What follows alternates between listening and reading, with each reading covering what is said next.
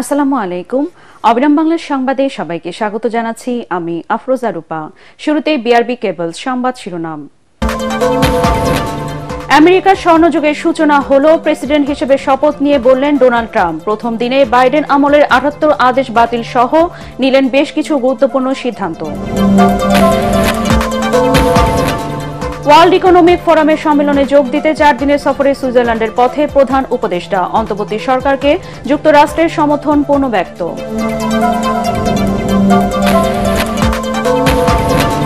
ফরিদপুরের ৯০ কিলোমিটার রেলপথের শতাধিক ক্রসিং পরিণত হয়েছে মরণ ফাঁদে। ১ বছরের ট্রেনে কাটা পড়ে অন্তত ২৫ জনের মৃত্যু।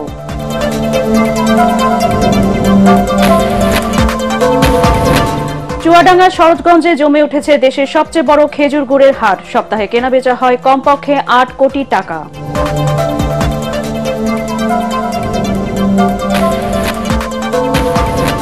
এবং হলদে ফুলে ছেয়ে গেছে ফরিদপুরের ফসলের মাঠ। তেলের চাহিদা বৃদ্ধি ও দাম ভালো পাওয়ায় সরিষা চাষে আগ্রহ বাড়ছে কৃষকদের।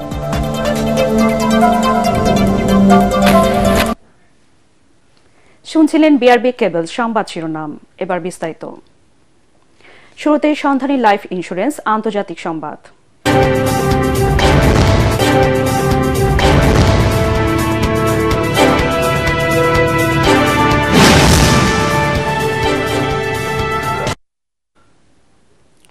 দায়িত্ব নিয়ে আমেরিকার স্বর্ণযুগ সূচনার ঘোষণা দিলেন নতুন মার্কিন প্রেসিডেন্ট ডোনাল্ড ট্রাম্প। ওয়াশিংটনের ক্যাপিটল হিলে যুক্তরাষ্ট্রের ৪৭তম প্রেসিডেন্ট হিসেবে শপথ নেওয়ার পর স্বাগত বক্তব্যে তিনি এ ঘোষণা দেন। এ সময় যুক্তরাষ্ট্রকে আবার মহান রাষ্ট্রে পরিণত করার কথাও জানান তিনি। জাঁকজমকপূর্ণ শপথ অনুষ্ঠানে অংশ নেন সাবেক মার্কিন প্রেসিডেন্ট সহ বিশ্বের বিভিন্ন দেশের সরকার প্রধান ও গণ্যমান্য ব্যক্তিরা। এদিকে দায়িত্ব নিয়ে বাইডেন আমলের ৭৮টি আদেশ বাতিল সহ বেশ কিছু গুরুত্বপূর্ণ সিদ্ধান্ত নিয়েছেন ট্রাম্প। আরও জানাচ্ছেন আসিফুর রহমান সাগর। Of the United States. So help me God. So help me God. Congratulations, Mr. President.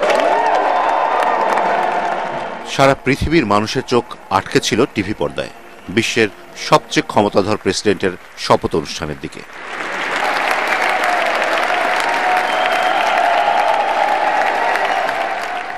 Washington ডিসিতে যুক্তরাষ্ট্রের ৪৭তম প্রেসিডেন্ট হিসেবে শপথ নেন ৭৮ বছর বয়সী ডোনাল্ড ট্রাম্প।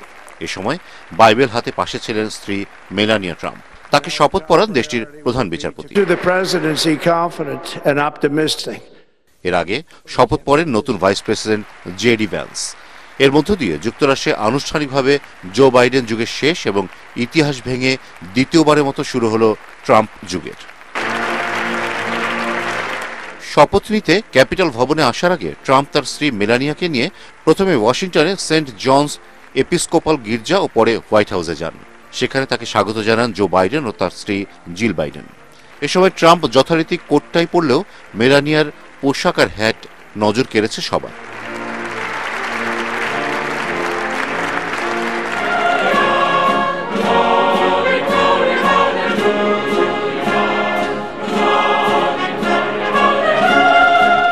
ক্যাপিটল হিলের শপথ অনুষ্ঠানে যোগ দেন সদ্য বিদায়ী প্রেসিডেন্ট জো বাইডেন, সাবেক মার্কিন প্রেসিডেন্ট বিল ক্লিন্টন ও তার স্ত্রী হিলারি ক্লিন্টন, সাবেক মার্কিন প্রেসিডেন্ট জর্জ বুশ, ইতালির প্রধানমন্ত্রী জর্জিয়া মেলোনি, ফেসবুকের প্রতিষ্ঠাতা মার্ক জাকারবার্গ, টেসলার প্রতিষ্ঠাতা ইলন মাস্ক সহ বিশিষ্ট ব্যক্তিরা। এ সময় ডোনাল্ড ট্রাম্পের পরিবারের সদস্যরাও উপস্থিত ছিলেন। দায়িত্ব নেওয়ার পর ট্রাম্প তার অভিষেক ভাষণে বলেন, যুক্তরাষ্ট্রের স্বর্ণযুগের সূচনা হল। এরপর আমেরিকাকে মহান রাষ্ট্র হিসেবে গড়ে তোলার অঙ্গীকার করেন তিনি। The golden age of America begins right now. From this day forward, our country will flourish and be respected again all over the world. We will be the envy of every nation, and we will not allow ourselves to be taken advantage of any longer.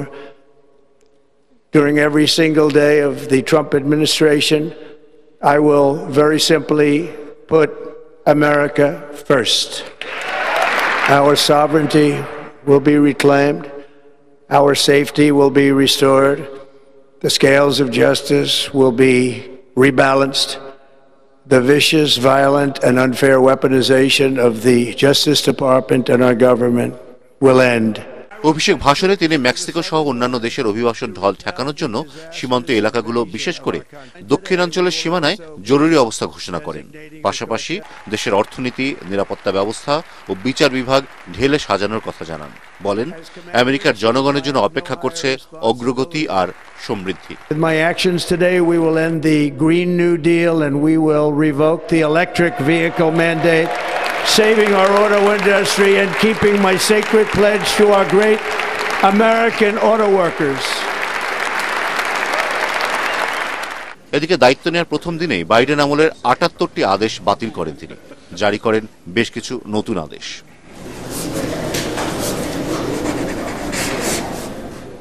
এদিকে Trump শপথ নেওয়ার পর তাকে স্বাগত জানিয়েছেন Soviet ইউনিয়নের president Vladimir Putin সহ বিশ্ব নেতারা। প্রধান উপদেষ্টা ডক্টর মোহাম্মদ ইউনূসও শপথ নেওয়ার পর ডোনাল্ড ট্রাম্পকে শুভেচ্ছা জানান। আসিফুর রহমান সাগর, এটিএন বাংলা। ওয়ার্ল্ড ইকোনমিক ফোরামের সম্মেলনে যোগ দিতে 4 দিনের সফরে সুইজারল্যান্ড পথে প্রধান উপদেষ্টা ডক্টর মোহাম্মদ ইউনূস। প্রধান উপদেষ্টার কার্যালয় জানায়, সফরে প্রধান উপদেষ্টা জার্মানির চ্যান্সেলর, ফিনল্যান্ডের প্রেসিডেন্ট, বেলজিয়ামের রাজা ও অন্যান্য গুরুত্বপূর্ণ ব্যক্তিত্বের সঙ্গে বৈঠক করবেন। সম্মেলনে বাংলাদেশ বিষয়ে আলাদা একটি সংলাপ হওয়ার কথা রয়েছে, যেখানে দেশের বিনিয়োগের পরিবেশ সম্পর্কে ধারণা দেওয়ার চেষ্টা করবেন প্রধান উপদেষ্টা। সুইজারল্যান্ড সফর শেষে আগামী 25 জানুয়ারি ডক্টর ইউনূসের দেশে ফেরার কথা রয়েছে। জুলাই গণ অভ্যুত্থানের ঘোষণাপত্র নিয়ে রাজনৈতিক দলগুলো আগামী ফেব্রুয়ারির মধ্যে ঐক্যমতে পৌঁছাবে বলে আশাবাদ ব্যক্ত করেছেন প্রধান উপদেষ্টা প্রফেসর ডক্টর মোহাম্মদ ইউনূস। প্রধান উপদেষ্টার বাসভবন যমুনায় যুক্তরাষ্ট্র দূতাবাসের নতুন চার্জ দ্য অ্যাফেয়ার্স ট্রেসে অ্যান্ড জ্যাকবসনের সাথে সাক্ষাৎকালে তিনি এই আশাবাদ ব্যক্ত করেন।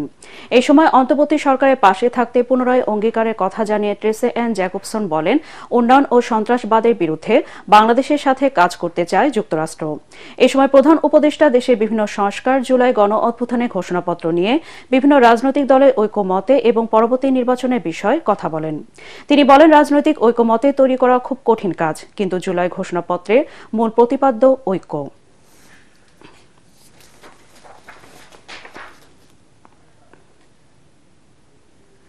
2024-25 শিক্ষাবর্ষের মেডিকেল ভর্তি কার্যক্রমে 5% মুক্তিযোদ্ধা কোটা বিদ্যমান থাকবে বলে জানিয়েছে স্বাস্থ্য মন্ত্রণালয়। তবে এ কোটা শুধু মুক্তিযোদ্ধা ও বীরাঙ্গনাদের সন্তানদের জন্য প্রযোজ্য হবে, তাদের নাতি নাতনি বা অন্য কারোর জন্য প্রযোজ্য হবে না। আগামী 29 জানুয়ারি পর্যন্ত মুক্তিযোদ্ধা কোটায় উত্তীর্ণদের কাগজপত্র যাচাই বাছাই করা হবে বলেও জানানো হয়েছে। স্বাস্থ্য ও পরিবার কল্যাণ মন্ত্রণালয়ের পাঠানো এক বিজ্ঞপ্তিতে এ তথ্য জানানো হয়। এ কোটার অধীনে সংরক্ষিত 269টি আসনের মধ্যে ভর্তি পরীক্ষায় উত্তীর্ণ হয়েছেন 193 জন। অবশিষ্ট 76টি আসন ইতোমধ্যে মেধা তালিকা থেকে পূরণ করা হয়েছে। এদিকে মুক্তিযোদ্ধা কোটা বাদ দিয়ে 24 ঘণ্টার মধ্যে মেডিকেল ভর্তি পরীক্ষার নতুন ফল প্রকাশের দাবি জানিয়েছেন শিক্ষার্থীরা। এছাড়া মেডিকেল ভর্তির পরীক্ষা পদ্ধতি বাতিলের দাবিও করেন তারা। দাবি মানা না হলে আন্দোলনে হুঁশিয়ারি দেন শিক্ষার্থীরা। এ সময় তাদের সাথে একাত্মতা প্রকাশ করেন ঢাকা বিশ্ববিদ্যালয় শিক্ষার্থীরাও। মাজহারুল হক, মুহাজিরের রিপোর্ট। মেডিকেল ভর্তি পরীক্ষায় মুক্তিযোদ্ধা কোটা বহাল রাখার প্রতিবাদ ও ফল পুনর্মূল্যায়নের দাবিতে আবারও কোটা প্রথার বিরুদ্ধে আন্দোলনে শিক্ষার্থীরা। কেন্দ্রীয় শহীদ মিনারে আবারও চিরচেনা সেই স্লোগান, কোটা না মেধা, মেধা মেধা। মেডিকেলে কোনো মুক্তিযোদ্ধা কোটা চান না উল্লেখ করে আন্দোলনকারী শিক্ষার্থীরা বলেন, ভর্তি পরীক্ষা পদ্ধতির পরিবর্তন আনতে হবে। পরীক্ষার পর উত্তরসহ ফলাফল প্রকাশের দাবিও জানান তারা। এ সময় মুক্তিযোদ্ধা কোটা বাদ দিয়ে মেডিকেল ভর্তি পরীক্ষার ফল পুনর্মূল্যায়নে আলটিমেটাম দেন শিক্ষার্থীরা। মেডিকেল ভর্তি পরীক্ষার মতো এত গুরুত্বপূর্ণ ভর্তি পরীক্ষায় কেন কোটা থাকবে? আমাদের যে মেডিকেল ভর্তি পরীক্ষা, তার যে ইনফ্রাস্ট্রাকচার, সেটা অত্যন্ত দুর্বল। কেমিস্ট্রি এবং ফিজিক্সের প্রশ্নগুলো সরাসরি তুলে দেওয়া হয় অনুশীলনী থেকে। আমরা এটা চাই না। এখানে হাজার হাজার শিক্ষার্থীর আবেগ, তাদের বাবা মায়ের স্বপ্ন এবং সবচেয়ে বড় কথা আমাদের স্বাস্থ্য খাত জড়িত। সেইখানে এই যে ডাক্তার নির্বাচনের যে প্রক্রিয়াটা, সেখানে যদি এরকম বৈষম্য এবং অযোগ্যদেরকে যদি সুযোগ দেওয়া হয়, তাহলে আমাদের শিক্ষা স্বাস্থ্য অবস্থা অবশ্যই সেখানে প্রশ্নবিদ্ধ হচ্ছে। অর্ধেকেরও কম মার্কস পেয়ে যারা চান্স পায়, তারা পরবর্তীতে যখন ডাক্তার হবে তখন তারা কি চিকিৎসা দিবে? তাদের এই ভুল চিকিৎসার কারণেই কিন্তু সম্পূর্ণ স্বাস্থ্য ব্যবস্থা, সম্পূর্ণ ডাক্তারদের উপর দোষারোপ করা হবে। তাদের দাবি শুধু ভর্তি নয়, চাকরি সহ সব পরীক্ষায় অযৌক্তিক কোটা চিরতরে বাতিল করতে হবে। যে মুক্তিযোদ্ধা কোটার বিরুদ্ধে হলো আন্দোলন, যে আবু সাইদকে নিয়ে মেডিকেল ভর্তি পরীক্ষা এলো প্রশ্ন, সেই আবু সাইদ যে জন্য আন্দোলন করেছে তার সেই বিরুদ্ধে করা আন্দোলনটাই কেন আবার এই মেডিকেলে চলতে থাকবে? আজকের দিনের মধ্যে গতকাল প্রকাশিত মেডিকেল ভর্তি পরীক্ষার ফলাফল বাতিল করতে হবে।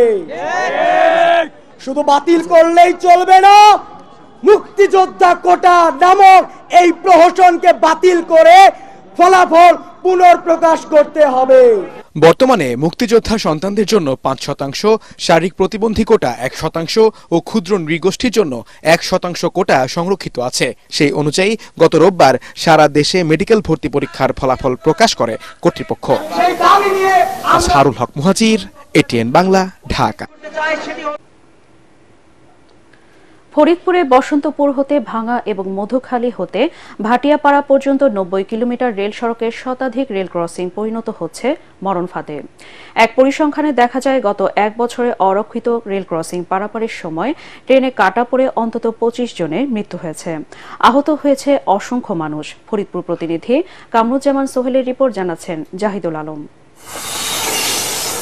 পদ্মা সেতু চালুর ফলে ফরিদপুরের উপর দিয়ে রেল চলাচল বেড়েছে কয়েক গুণ। বর্তমানে এই রুটে সুন্দরবন, বেনাপোল ও মধুমতি সহ 5টি ট্রেন দিনে 10 বার যাতায়াত করে। রেললাইন পারাপারের জন্য ফরিদপুরের বসন্তপুর হতে ভাঙা পর্যন্ত, মধুখালী থেকে ভাটিয়াপাড়া পর্যন্ত শতাধিক রেল ক্রসিং রয়েছে, যার অধিকাংশেরই নেই কোনো গেট এবং গেটম্যান। অরক্ষিত এসব রেল গেটে প্রায় ঘটছে দুর্ঘটনা। সবশেষ গত 7 জানুয়ারি রেল মাইক্রোবাস সংঘর্ষে 6 জন নিহত হন। এছাড়া গেল এক বছরে ফরিদপুরের ট্রেনে কাটা পড়ে 25 জনের মৃত্যু হয়েছে। তবুও টনক নড়েনি রেল কর্তৃপক্ষের। রাস্তার পাশে দুই পাশে যে দোকান আছে, এই দোকানের কারণে আমরা কিছু দেখতে পারি না। দোকানগুলো যদি না থাকতো তাহলে আমাকে দেখা একটু সুবিধা হতো। গেটম্যান থাকতো, গেটম্যান থাকলে গেট থাকতো, গেট থাকলে আমাকে জিনিসটা আর কোনো ক্ষয়ক্ষতি হতো না। গেট এবং গেটম্যান না থাকার কারণে প্রায়শই এখানে দুর্ঘটনা ঘটে থাকে। আমরা এর থেকে পরিত্রাণ পাওয়ার জন্য সরকারের কাছে জোর দাবি জানাচ্ছি। এদিকে জরিপ করে প্রয়োজন অনুযায়ী দ্রুত রেলগেট নির্মাণের কথা জানায় রেল পুলিশ। অরক্ষিত যে রেল গেট গুলো আছে সেই সংক্রান্তে আমরা রেলের যারা ঊর্ধ্বতন কর্তৃপক্ষ আছে তাদের সঙ্গে আলোচনা করছি। তারা নিজস্ব টিম দিয়ে এটা সার্ভে করে যেখানে প্রয়োজনীয়তা আছে সেখানে তারা স্থায়ীভাবে লেভেল ক্রসিং এর ব্যবস্থা গ্রহণ করবে। দুর্ঘটনা রোধে রেল ক্রসিং গুলোকে সুরক্ষিত করা সহ গেটম্যান নিয়োগের দাবি এলাকাবাসীর। Bureau report, ATN Bangla. খেজুর গুড়ের বৃহৎ মোকাম চুয়াডাঙ্গার সরোজগঞ্জের গুড়ের হাটে সপ্তাহে 7 থেকে 8 কোটি টাকার গুড় কেনাবেচা হয়। আর এই গুড় কেনাবেচায় মুখর থাকে চুয়াডাঙ্গার হাট বাজারগুলো। তাই শীত আসলেই খেজুরের রস থেকে গুড় উৎপাদনের জন্য ব্যস্ত হয়ে ওঠেন চুয়াডাঙ্গার কৃষকরা। কৃষি সম্প্রসারণ অধিদপ্তর চলতি মৌসুমে 2700 মেট্রিক টন গুড় উৎপাদনের লক্ষ্যমাত্রা নির্ধারণ করেছে। চুয়াডাঙ্গার প্রতিনিধি রফিক রহমানের পাঠানো তথ্য ও ছবিতে রিপোর্ট, জানাচ্ছেন তামান্না জেনিফার। দেশের ঐতিহ্যবাহী এই খেজুর গুড়ের হাট চুয়াডাঙ্গা সদর উপজেলার সরোজগঞ্জ বাজারের। সপ্তাহের সোম ও শুক্রবার আয়োজিত এই হাটটি দেশের বৃহৎ গুড়ের মোকাম। স্বাদ, গন্ধ ও রঙে অতুলনীয় এই গুড় সংগ্রহ করতে ভোর থেকে দুপুর পর্যন্ত ভিড় করেন শত শত কৃষক, ব্যাপারী ও শ্রমিকরা। মান ভেদে গুড় 180 টাকা থেকে 350 টাকা দরে বিক্রি হয়। সেই হিসেবে এক ভাঁড় অর্থাৎ 13 থেকে 14 কেজি গুড় বিক্রি হয় 1700 টাকা থেকে 2200 টাকা পর্যন্ত। এই হাটটা এখন বর্তমানে এই যশোর অঞ্চলে বাংলাদেশের সবচেয়ে সেরা হাটের মধ্যে একটা, এই গুড়ের জন্য। এই মালটা অনেক ভালো হয়। আমি নিজে, আমার গাছ আছে 100, বাড়ি কুতুবপুর, প্রায় 40টা মতো গুড় বেচেছি আমি। পর্যাপ্ত পরিমাণ গুড় ধরে সব ধরনের গুড়, গোল গুড়, দানা গুড়, এই গুড় আমি শরীয়তপুর, মাদারীপুর, শিবচর, বরিশালে আমি গুড় পাঠাই। কৃষকরা তাদের তৈরি গুড় সাইকেলে করে, আবার কেউ ভ্যানে করে বিক্রির জন্য নিয়ে আসেন হাটে। ঢাকা সহ দেশের বিভিন্ন এলাকার ব্যাপারীরা এসব গুড় কিনে ট্রাকে করে নিয়ে যান দেশের বিভিন্ন জেলার মোকামে। এবছর গুড়ের দাম আছে মূলত গতবারের থেকে একটু বেশি। গুড়ের মান ভালো, যার কারণে দামটা একটু বেশি। সরোজগঞ্জের হাটে আমরা গুড় বেচছি, আমরা বাপ দাদারা আমরা গাছ কেটে আমরা গুড় বেচে যাচ্ছি, অনেক দিন থেকে গুড় বেচছি। প্রতিটি খেজুর গাছে এক সিজনে 15 থেকে 20 কেজি গুড় পাওয়া যায়। আমাদের এই গুড়ের হাট থেকে প্রত্যেক সপ্তাহে চাষিরা 7 থেকে 8 কোটি টাকার গুড় বেচা কিনা করে। সব মিলিয়ে বছর শেষে দেখা যায় 1 থেকে 150 কোটি টাকা এই হাটে থেকে গুড় বেচা কিনা করা হয়। চুয়াডাঙ্গা জেলায় প্রায় 2,72,000 খেজুর গাছে কম বেশি 2,700 মেট্রিক টন গুড় উৎপাদন হয়। এই সরোজগঞ্জ বাজার একটা ঐতিহ্যবাহী হাট। আমার বাপ দাদার আমলে এই হাট দেখে আইছি। আমি আমার বাপের পেছে পেছে এই হাটে ব্যবসা বাণিজ্য করছি। আমি এখন ভালো ব্যবসাদার। এলাকাবাসীর প্রত্যাশা, নির্ভেজাল খেজুরের গুড় উৎপাদন করে কৃষকরা জেলার সুনাম আরো বয়ে আনবে। Bureau report, ATN Bangla. ফরিদপুরে এবছর সরিষা চাষ লক্ষ্যমাত্রা ছাড়িয়ে গেছে। তেলের চাহিদা বৃদ্ধি ও দাম ভালো পাওয়ায় অন্যান্য ফসলের তুলনায় সরিষা চাষে আগ্রহ বাড়ছে কৃষকদের। আবহাওয়া অনুকূলে থাকলে এবার ফলনও লক্ষ্যমাত্রা ছাড়িয়ে যাবে বলে আশা কৃষি কর্মকর্তাদের। ফরিদপুর প্রতিনিধি কামরুজ্জামান সোহেলের রিপোর্ট জানাচ্ছেন ফারহিন ইসলাম টুম্পা। ফরিদপুরের 9টি উপজেলায় গেল বছরের তুলনায় এবার প্রায় 2,000 হেক্টর বেশি জমিতে সরিষার আবাদ হয়েছে। জেলার দিগন্ত মাঠ জুড়ে এখন শোভা পাচ্ছে সরিষার ফুল। উচ্চ ফলনশীল বাড়ি 14, বাড়ি 15, বাড়ি 16, বিনা 4 সহ টরি 7 জাতের সরিষার চাষ করেছেন কৃষকরা। আবহাওয়া অনুকূলে থাকায় ভালো ফলনের আশা তাদের।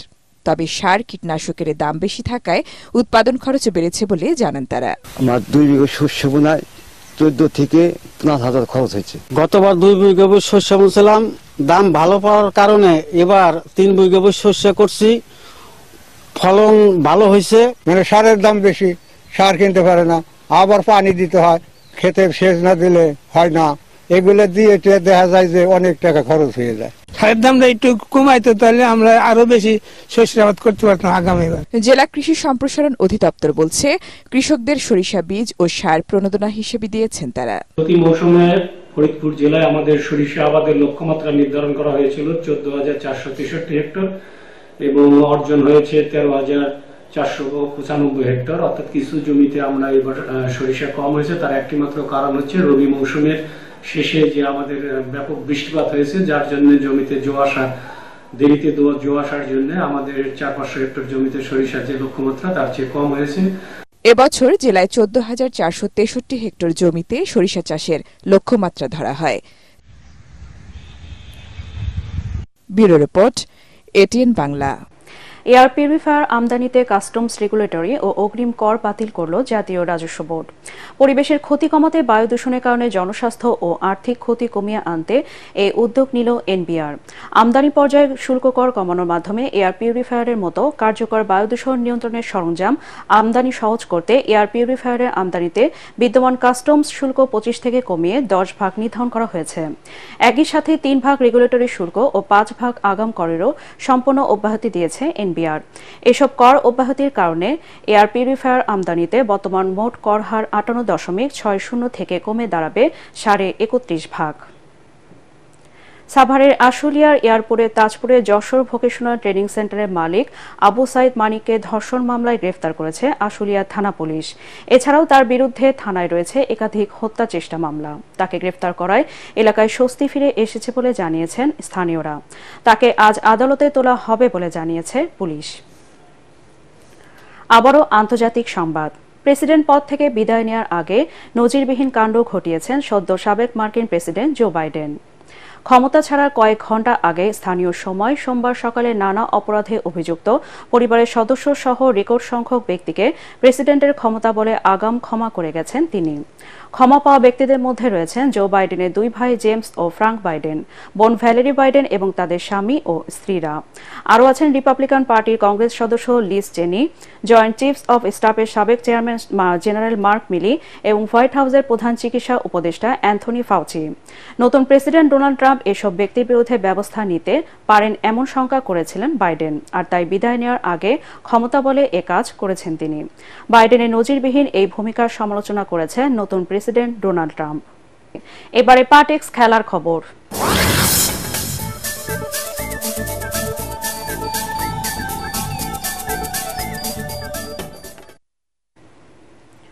রংপুর মাতালো বিপিএল এর অপ্রতিরোধ্য টিম রংপুর রাইডার্স সোমবার হেলিকপ্টারে করে খেলোয়াড়রা জেলা স্টেডিয়ামে আসেন।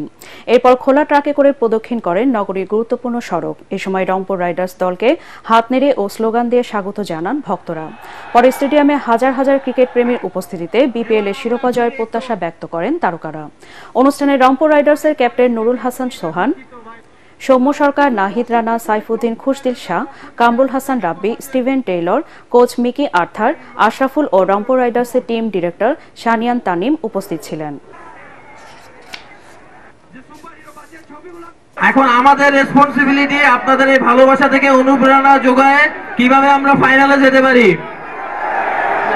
আর ইনশাল্লাহ কথা দিলাম আপনাদের এই অনুপ্রেরণা আমরা ফাইনাল খেলবো এবং ট্রফি জিতে আবার ইনশাল্লাহ আসবো এখানে। শেষ করা আগে বিআরবি কেবলস সংবাদ শিরোনাম আরেকবার। আমেরিকার স্বর্ণযুগের সূচনা হলো, প্রেসিডেন্ট হিসেবে শপথ নিয়ে বললেন ডোনাল্ড ট্রাম্প। প্রথম দিনে বাইডেন আমলের ৭৮ আদেশ বাতিল সহ নিলেন বেশ কিছু গুরুত্বপূর্ণ সিদ্ধান্ত। ওয়ার্ল্ড ইকোনমিক ফোরামের সম্মেলনে যোগ দিতে ৪ দিনের সফরে সুইজারল্যান্ডের পথে প্রধান উপদেষ্টা। অন্তর্বর্তী সরকারকে যুক্তরাষ্ট্রের সমর্থন পূর্ণ ব্যক্ত।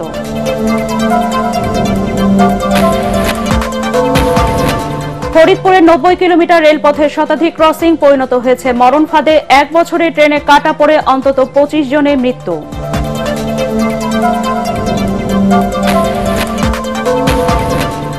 চুয়াডাঙ্গার সরোজগঞ্জে জমে উঠেছে দেশের সবচেয়ে বড় খেজুর গুড়ের হাট। সপ্তাহে কেনাবেচা হয় কমপক্ষে ৮ কোটি টাকা।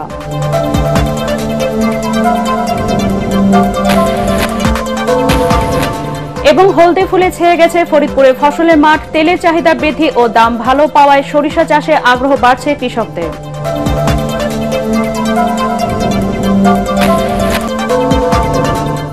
পরবর্তী সংবাদ দেখার আমন্ত্রণ জানিয়ে এখনকার মতো শেষ করছি। এটিএন বাংলা সংবাদ ইউটিউবে দেখতে ব্রাউজ করুন youtube/ATN বাংলা নিউজ। ধন্যবাদ সবাইকে।